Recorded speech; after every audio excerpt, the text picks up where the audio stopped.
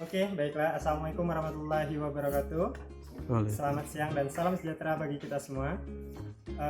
Saya akan membuat video tutorial cara pemeriksaan pada mobil dalam program Pintar bersama Daihatsu. Setelah PKP saya ambil, ini kami akan mempersiapkan peralatan yang akan digunakan. Sebelum peralatan yang digunakan, pertama kali harus menggunakan alat pelindung diri. Pemasangan helm, pemasangan sarung tangan. Yang selanjutnya adalah pengecekan alat-alat. Oke, selesai. Selanjutnya adalah pembacaan PKB yang akan dilakukan penservisan. Pertama adalah persiapan pemasangan cover seat.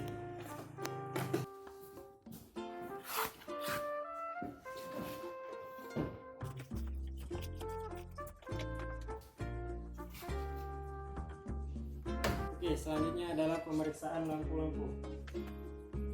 Lampu depan.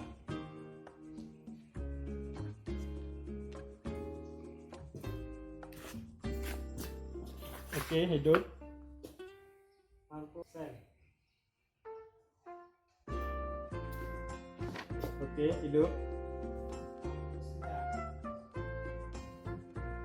Lampu hazard.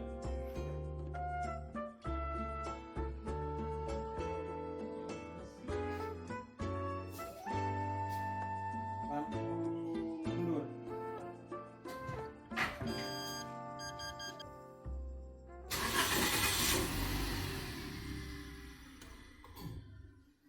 AC-nya dalam kondisi baik. Selanjutnya radio. Oke. Selanjutnya pemeriksaan wiper dan washer. Oke, dapat dilihat kondisinya. Lampu kabin hidup. Pemeriksaan power window.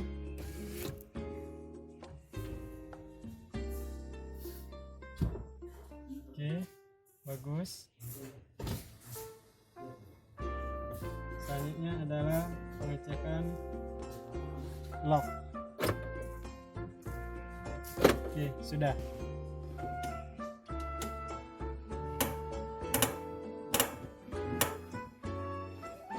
Oke, bagus.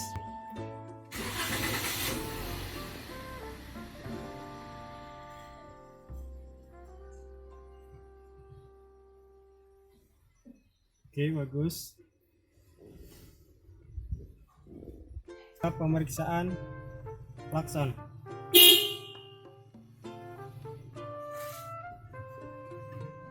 Oke, selanjutnya adalah pemeriksaan pedal rem. Selanjutnya adalah pemeriksaan pada pedal gas. Oke, bolt di bodi dan tutup tangki.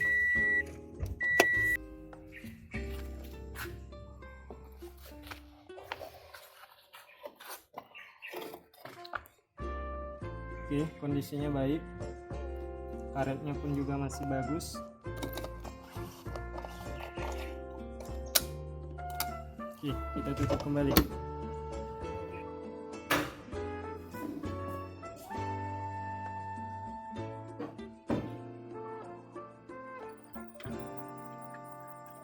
Oke, selesai pemasangan tender cover. Selanjutnya adalah pemeriksaan dari oli.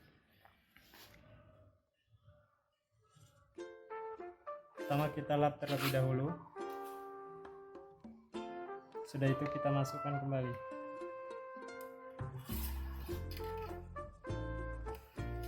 Dan kita baca. Oke, kondisinya masih bagus dan olinya pun masih sesuai dengan standar. Selanjutnya adalah pemeriksaan dari tangki minyak rem. Dapat dilihat dari tangkinya itu bahwa posisinya itu masih dalam kondisi upper, sejajar dengan huruf upper, jadi itu masih standar. Kalau seandainya dia di bawah, berarti itu perlu ditambah. Baiklah, selanjutnya adalah pemeriksaan dari air washer. Masih airnya masih banyak, masih sesuai untuk ini. Apabila ini sudah berkurang airnya, maka harus ditambahkan. Ini adalah pemeriksaan baterai, karena posisi di mobil ini menggunakan baterai kering, jadi kita cukup melihat tanda ini warna hijau, berarti kondisinya ini masih baik. Ini dapat dilihat. Selanjutnya adalah pemeriksaan saringan udara.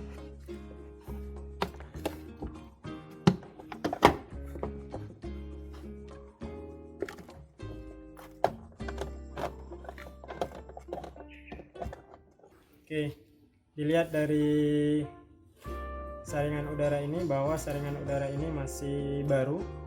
Nah, apabila saringan udara ini sudah kotor atau sudah banyak partikel-partikel pasir-pasirnya, maka harus disemprotkan. Semprotannya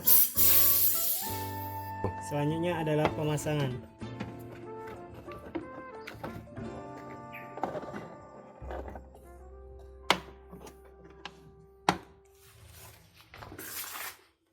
Selanjutnya adalah pemeriksaan dari drive bell. Jadi dapat dilihat karena posisinya ini sempit, jadi dilihat secara visual apakah kondisinya itu ada keretakan atau ada kehausan. Nah, kalau dari yang ini kondisinya ini masih bagus, tidak ada keretakan dan belum ada kehausan. Oke.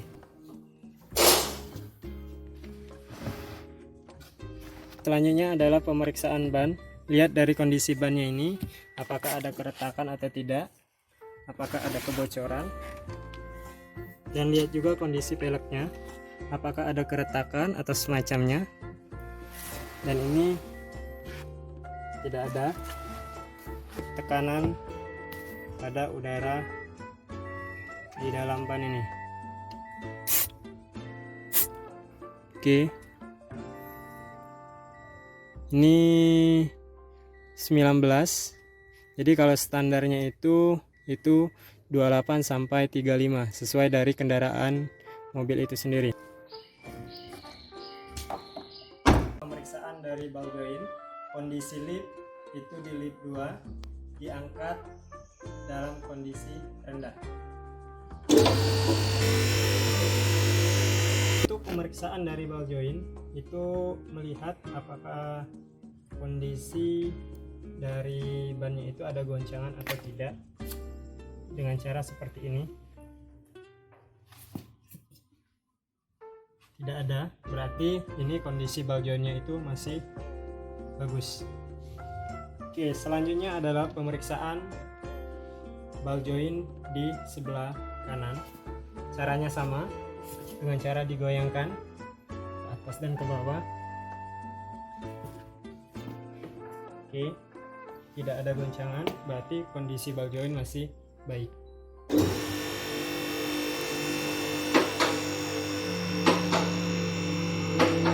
Baiklah, selanjutnya adalah posisi di lip 3, lip diangkat tinggi.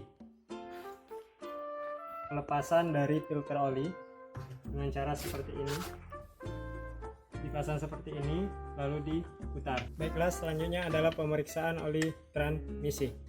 Oke, baiklah, selanjutnya adalah pemeriksaan dari gardan.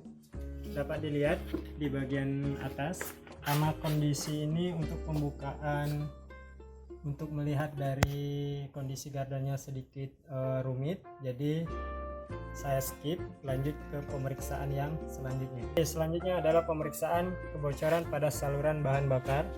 Dapat kita lihat ini selangnya, cek apakah ada keretakan atau sejenisnya. Tidak ada pipa-pipanya. Ini juga kita lihat di bagian depan. Oke, tidak ada juga, tidak ada bahan bakar yang menetes, berarti ini dapat dikatakan ini kondisi baik. Baiklah, selanjutnya adalah pemeriksaan dari exhaust dan mounting. Dilihat knalpotnya apakah ada kebocoran atau keretakan sejenisnya. Oke. Tidak ada. Nah, ini dapat dilihat apabila dari saluran knalpotnya ini ada sedikit cairan atau sejenisnya, itu berarti knalpotnya dalam bermasalah. Nut dan bolt di bawah kendaraan. Ini dengan cara pengecekan. Oke, kencang.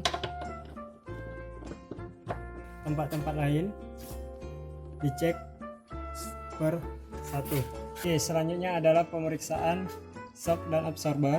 Dilihat dulu secara visual apakah ada bocoran oli yang menetes atau tidak. Sudah itu ini baut ini dikencangkan. Selanjutnya untuk di bagian depan pemeriksaannya sama dengan cara dicek kebocoran atau tidak. Sudah itu dicek juga kekencangan dari baut shock absorbernya.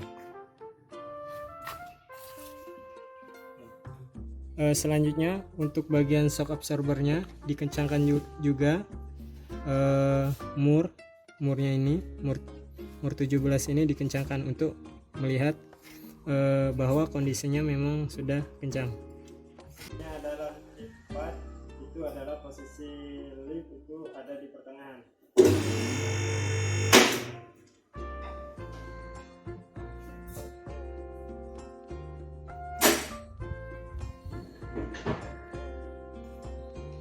Oke, selanjutnya adalah pengecekan dari wheel bearing atau bearing roda. Nah, di sini untuk melakukan pengecekan tersebut harus terlebih dahulu ditekan pedal rem. Itu di sebelah sudah ada teman saya untuk yang bagian menekan pedal remnya, dan letakkan kedua tangan di atas ban dan di bawah ban dengan cara digoyangkan seperti ini.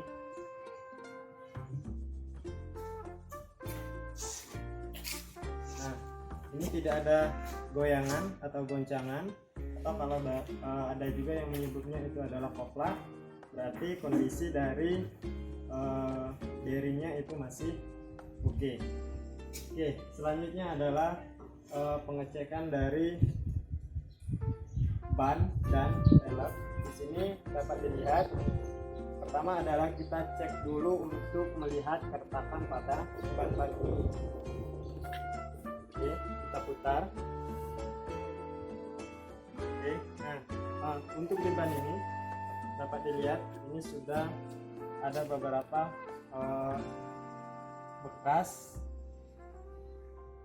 lubang yang sudah terkena paku, tapi ini tidak terlalu.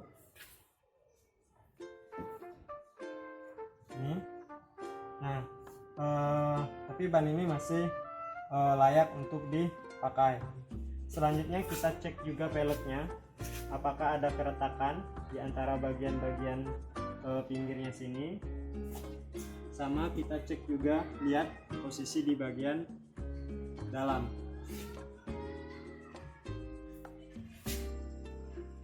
Oke, dapat dilihat di sini sudah ada tempelan timah, berarti ban ini pernah dilakukan sporing balancing. Nah, ini dapat dilihat. Oke, selanjutnya adalah pengecekan tekanan udara dari ban.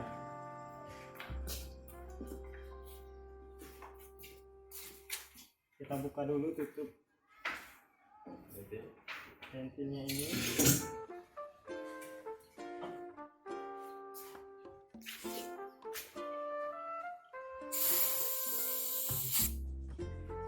Oke, dapat dibaca bahwa hasil pengukurannya ini adalah 22. Nah, sedangkan kalau standarnya itu adalah dari mobil ini sendiri adalah 28 sampai 33. Jadi tekanan udaranya itu kurang, berarti perlu dilakukan tindakan untuk penambahan udara di dalam ban ini. Selanjutnya adalah pengecekan dari rem cakram. Ini karena tadi dari awal posisi rodanya itu sudah digunakan, dan ini tinggal untuk dilepas.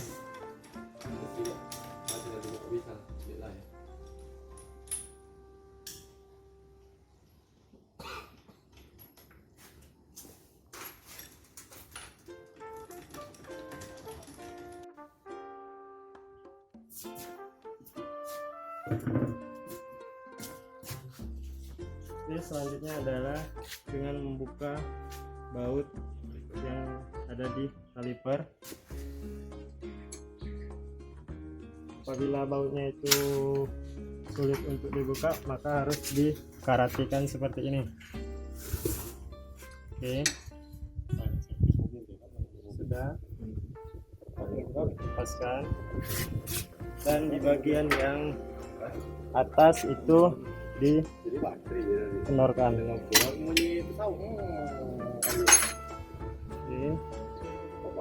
dorong dan tahan. Oke, selanjutnya setelah kalipernya dilepas, maka lihat dulu secara visual keadaan dari ring cakramnya. Sudah itu baru lepaskan pad rimnya atau kampas rimnya.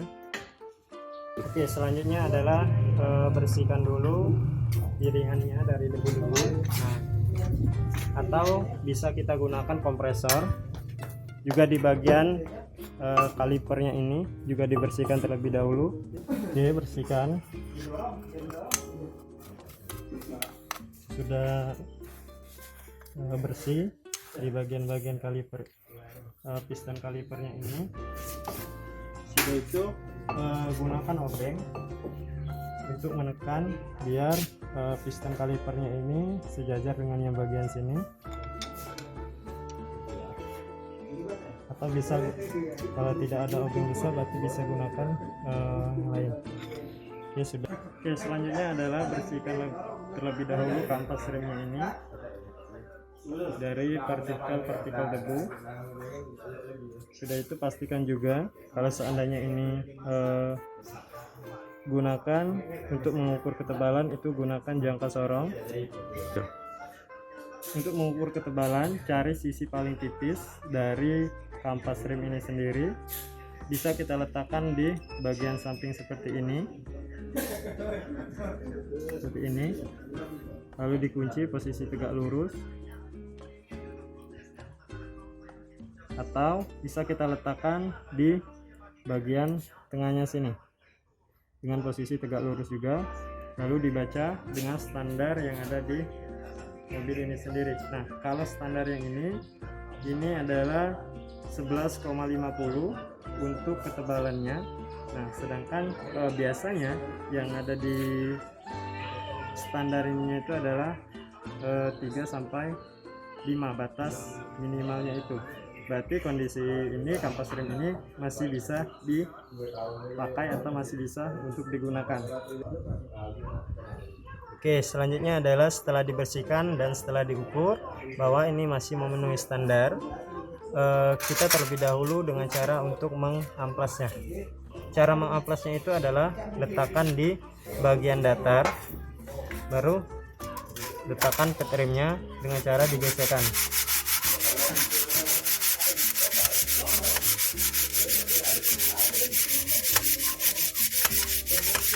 Oke, sudah. Bisa juga kita untuk memastikan ukuran yang telah dilakukan tadi dengan cara diukur kembali. Oke, selanjutnya adalah melakukan pembersihan dari piringan rim. Untuk melakukan pembersihan piringan rim ini bisa kita rasakan ketidakrataan dari piringan rim. Nah, ini untuk piringan rim ininya sendiri, ini masih bisa dikatakan ini rata, tapi untuk membersihkannya kita gunakan amplas dengan cara seperti ini, dengan cara diputar seperti ini.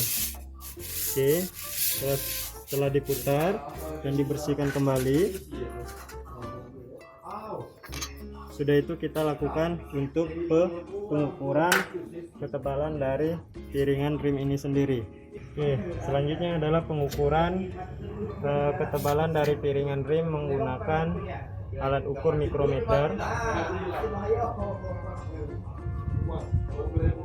Oke, dapat dilihat ini adalah hasilnya 21,5 mm.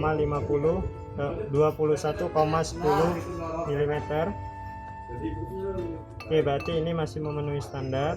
Dan selanjutnya adalah mengukur keolengan atau kontak dari piringan ring ini sendiri dengan menggunakan alat ukur dial indikator atau dial gauge. Pertama adalah pasang dulu terlebih dahulu di bagian magnetic switch-nya ada on sama off. Di on kan terlebih dahulu, pasang posisi seperti ini, dikalibrasi dulu 0. Sudah itu arahkan dari sisi ini, lalu diputar sebanyak 360 derajat. Oke, sudah. Nah, dapat dibaca dan ini hasilnya adalah 4,28. Nah, untuk memastikannya lagi bisa dilakukan di 4 titik atas, titik bawah, sama titik samping kiri dan kanan. Baiklah, selanjutnya adalah pemasangan dari piringan ring dan komponen-komponen yang lain. Pertama adalah kita pasang terlebih dahulu petringnya. Nah, sebelum pemasangan dari petring ini, tadi sudah saya olesi minyak gemuk. Jadi di bagian sisi atas dan sisi bawah itu diolesi terlebih dulu minyak gemuk. Ini fungsinya karena di bagian pengereman itu terjadinya gesekan, jadi ini dapat mengurangi kehausan. Oke, kita pasang.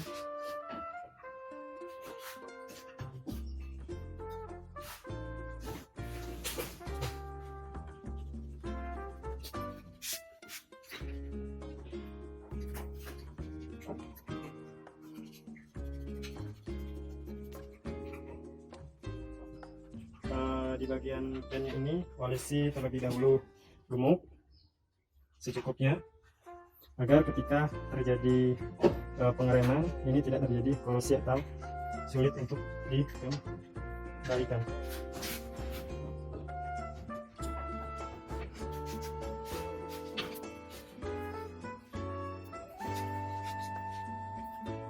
Ini adalah pasang baut yang ada di bawah. Oke, selanjutnya pisahkan baut pen yang ada di cakram rim yang atas juga. Sudah itu di karate, dan karate ini untuk memastikannya, atau kita bisa gunakan kunci momen untuk mengecek seberapa jauh kekencangan dari pen ini. Oke, selanjutnya adalah pemeriksaan dari rim trombon. Kita lepas dulu bautnya.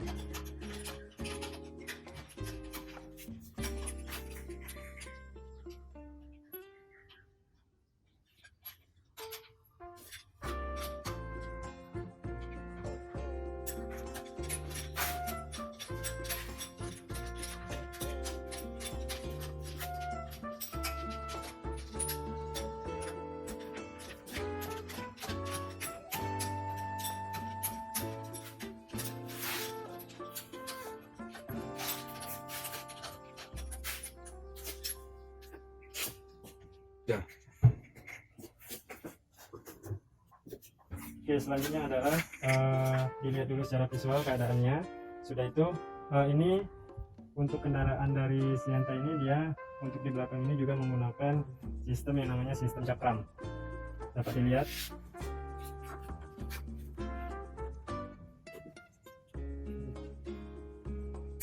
Ya, selanjutnya keluarkan baut 14 yang ada di kaliper.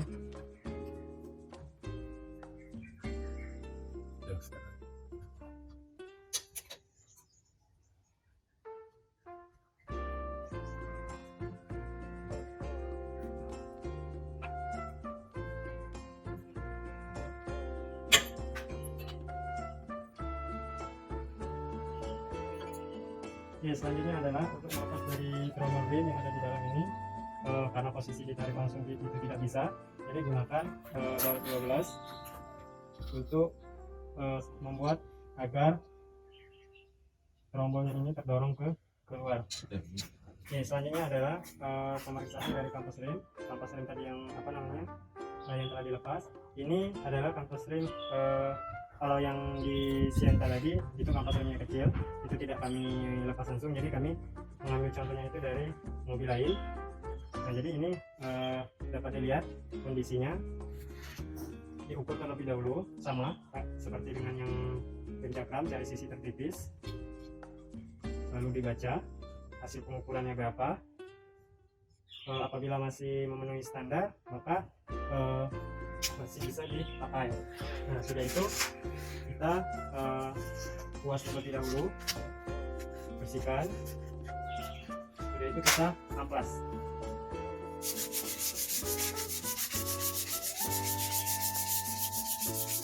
Nah, seperti itu. Oke, kalau sudah diamplas, bagian sisi yang bergesekan itu diolesi dengan gemuk. Contoh seperti sebelah sini dan sebelah sini itu diolesi sedikit gemuk dan pasang di silinder rodanya. Nah, sudah itu cek terlebih dahulu silinder rodanya itu apakah dia mengalami kebocoran atau tidak, dengan cara ditekan obeng 2 atur untuk kiri kanan. Itu untuk pengecekan dari silinder rodanya. Drum atau tromol ring ini dengan cara dikuas terlebih dahulu. Sudah itu lakukan pengamplasan.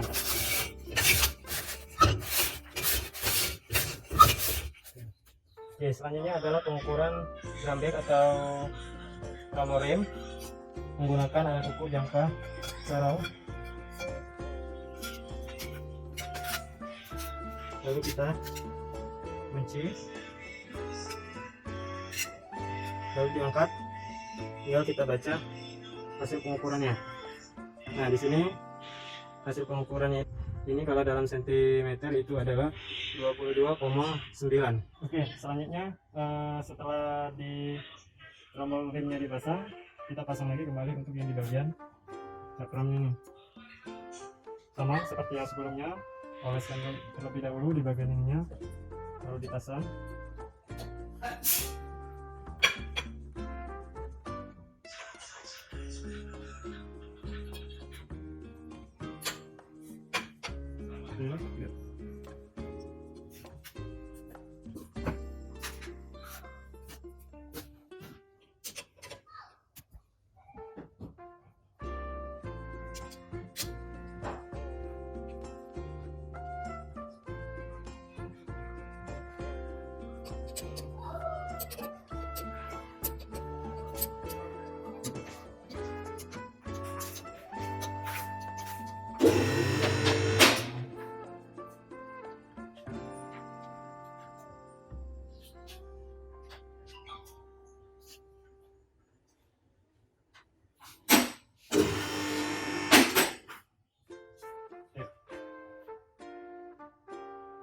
Oke, selanjutnya adalah pemeriksaan kebocoran dari rim-rim. Ini pertama adalah kita mengecek dulu setelah dipasang tadi.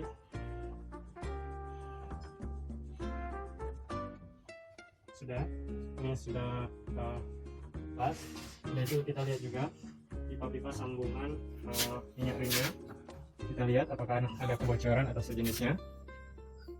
Oke, tidak ada. Kita untuk pengecekan pemeriksaan kebocoran pada rim trombon, kita cek dulu setelah dipasang tadi. Baik. Selanjutnya diputar trombolnya untuk mengecek sejauh mana cengkraman dari rim trombon ini. Sudah itu cek juga pipa-pipa atau selang-selang kebocoran yang langsung terhubung ke reservoir tank. Oke, tidak ada. Oke, selanjutnya adalah kita ke posisi lip 6. Letaknya adalah posisi lip letaknya di pertengahan.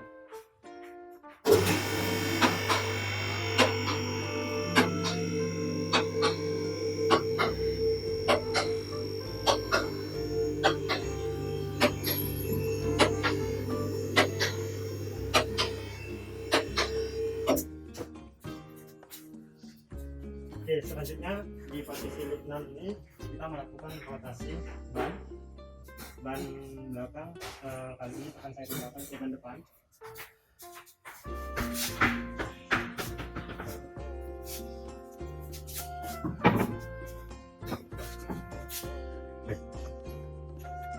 Setelah bautnya terpasang semua, lalu kita kencangkan untuk agar biar bautnya tidak lepas.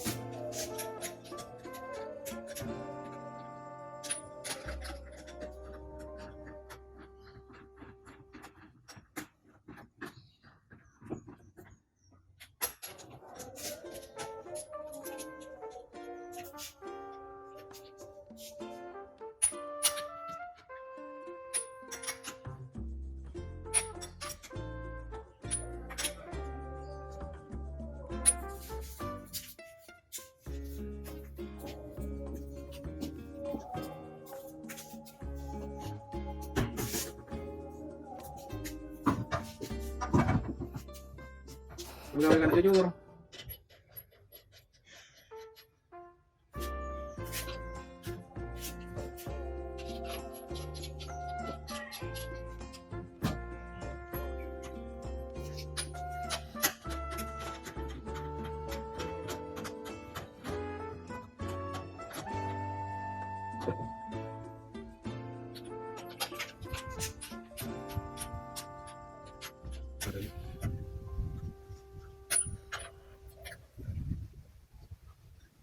Oke, selesai untuk pemasangan Honda. Kita kasih ban dari depan ke belakang untuk di gate 6.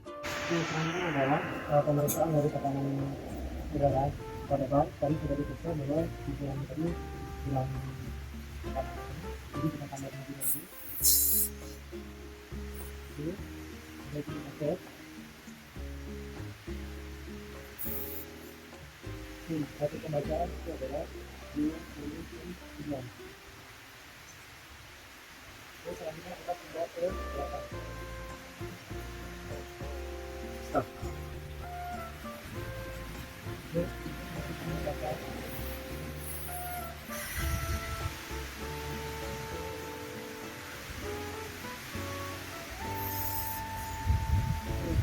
Satu ukurannya adalah 32. Tapi kita harus kurangi. Oke, kita ambil lagi. Ukurannya itu adalah 29.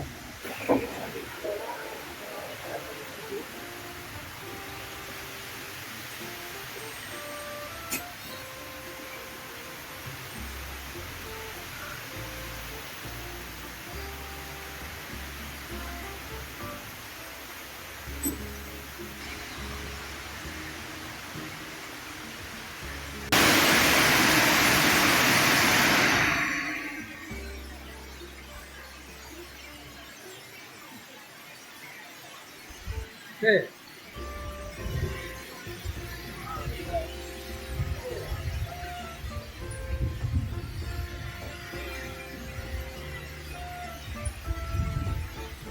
Oke, selanjutnya adalah kita akan melakukan pemeriksaan busi pada mobil konvensional. Kali ini akan saya lakukan di trainer. Pertama, cabut dulu kabel tegangan busi, lalu buka busi.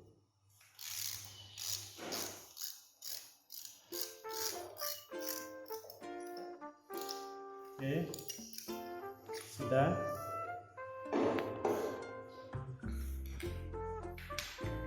Kita cek businya, kita lihat dulu secara visual dengan kasat mata.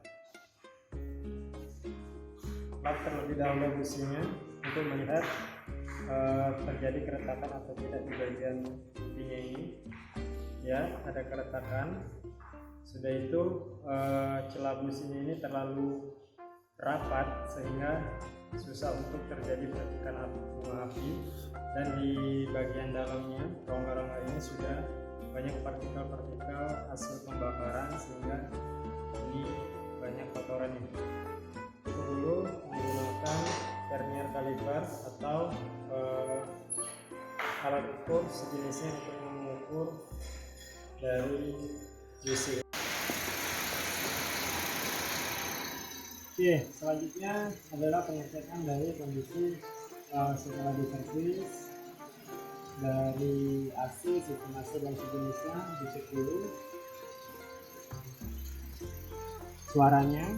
Ini suaranya masih belum terdengar suara kopla atau sejenisnya. Sudah itu dari air furniture, tempat pembuangan juga bagus. Ini dapat dilihat.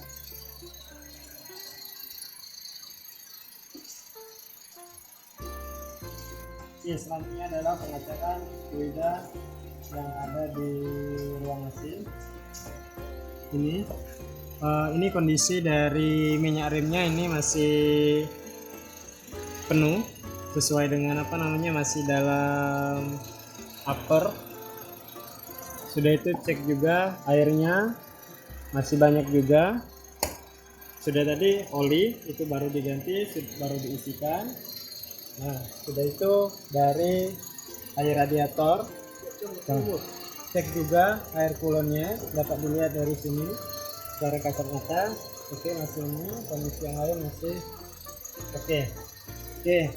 Selanjutnya adalah pemeriksaan dari baterai mobil itu sendiri. Nah, pada mobil ini dia menggunakan baterai kering, jadi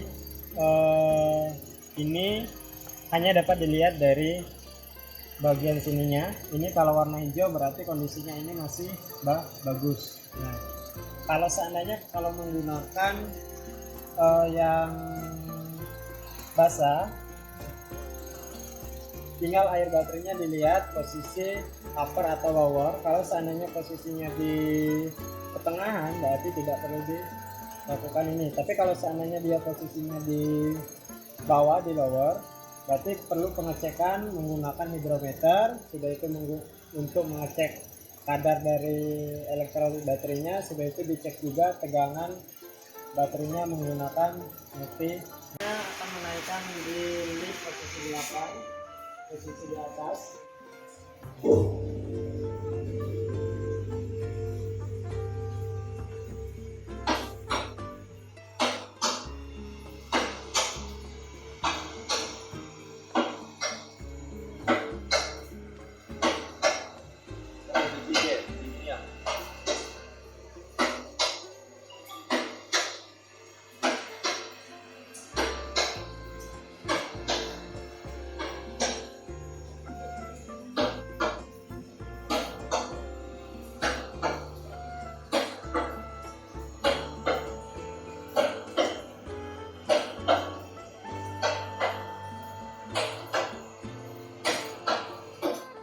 Oke, selanjutnya adalah di loop 8 adalah pengecekan baut drain plug atau baut-baut yang ada di bawah mobil.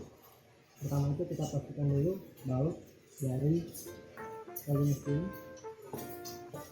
Oke, kencang. Sudah itu baut-baut yang lain juga. Oke, contoh ini. Oke, kencang. Nah, intinya baut-baut yang ada di bawah mobil ini dicek kondisinya kencang atau tidak. Pastikan dalam kondisi kencang, ketika berkendaraan tidak ada baut yang lepas ataupun komponen lain yang lepas. Selanjutnya, setelah dilakukan pemeriksaan baut drain plug atau baut-baut yang ada pada kendaraan, kita turunkan mobil konsumen. Untuk setelah itu kita melakukan kebersihan.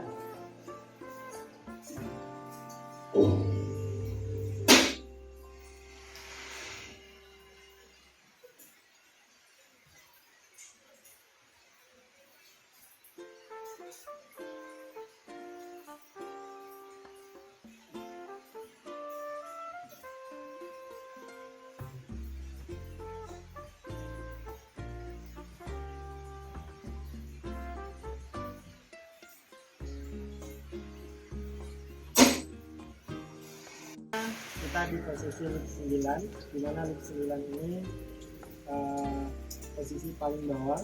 Ini karena pekerjaannya itu sudah selesai, jadi saya akan melepaskan fender cover serta seat yang ada di situ.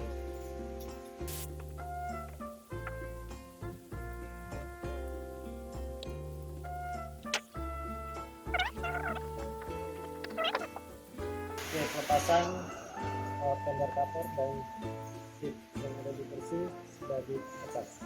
Selanjutnya tinggal melakukan kebersihan dan perapian alat-alat.